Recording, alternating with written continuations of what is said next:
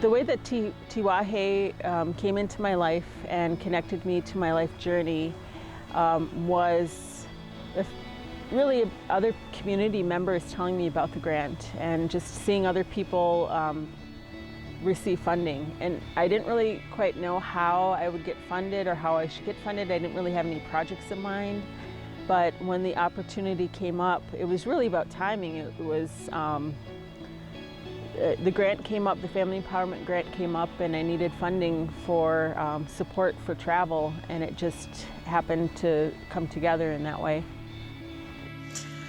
It's been such an honor to have the opportunity to be at South by Southwest this year, as well as a blessing to have the support of my family, especially my family, my community, the Tiwahe Foundation, especially you guys, because I would not be here in this lovely hotel room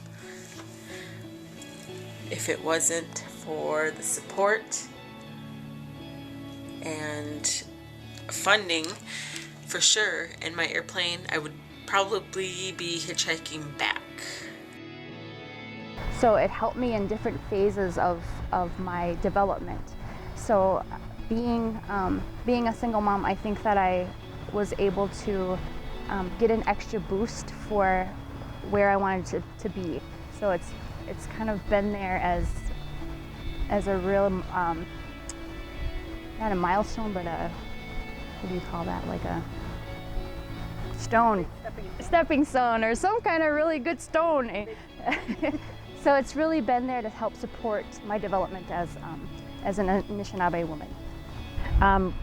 It helped me to, remain self-sufficient because, I owned my own house, and so the grant helped me to be able to stay in my house and to continue being able to, provide for my children in that home. They have been really supportive over the years. Just I try to stay active in my community, and I apply for these grants, and they're just really supportive, and they believe in what we do, the work we do. That's the main thing, is they've been really supportive, kind of like a family. Well, that was the first time I ever really, when I applied for this grant, that I ever really thought about starting my own business, so it gave me a certain amount of incentive to, kind of look at my career, what I wanted to do. If starting my own business was, something that was right for me at that time, type of thing.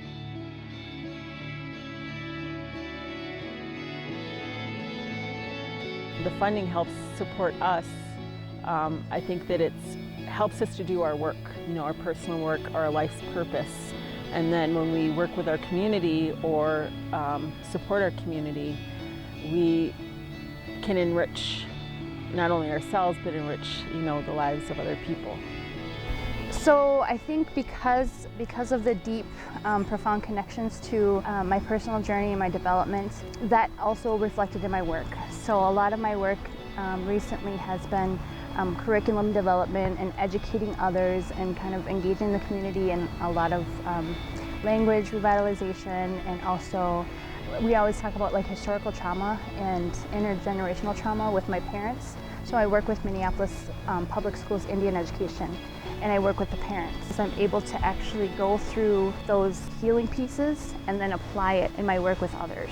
It's an outlet, and it's a resource, and it really does feel like family. So they're really supportive in that way, and that's what's really unique with these grants too, is that they support you and they believe in you and what you're doing, and they really back you up.